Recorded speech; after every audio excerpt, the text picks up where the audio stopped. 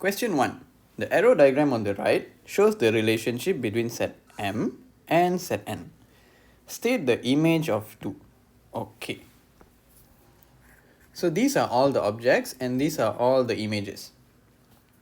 They're asking the image of 2 means 2 is the object. They want us to find the image of 2. So the image of 2 is 1. The object of 4. So 4 is now the image. They want us to find the object. So as you can see here, 4 has 3 different objects. So you write all 6, 8, 9. B. Does this relation represent a function?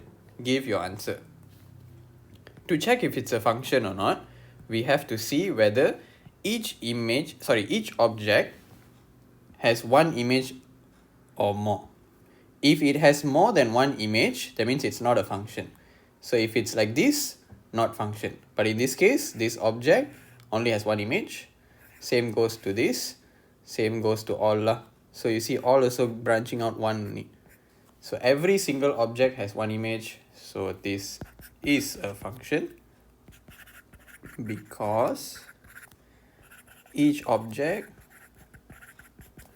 only has one image.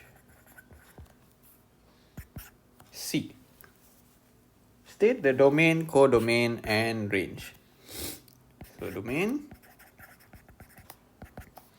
codomain, range. Okay, the domain, you just write this all the objects in a curly bracket. Codomain, you write all the images in a curly bracket. So domain would be 2, 6, 7, 8, 9. Codomain would be 1, 4, and 5. And for range, you have to check this this column. Only the images that has objects will be in the range. So 5 will not be in the range. So range also you must write in curly bracket, but for range it's just 1 and 4. Okay, so images with no objects will not fit in the range, but it will be in the codomain. Codomain you just write everything, but range it must have object.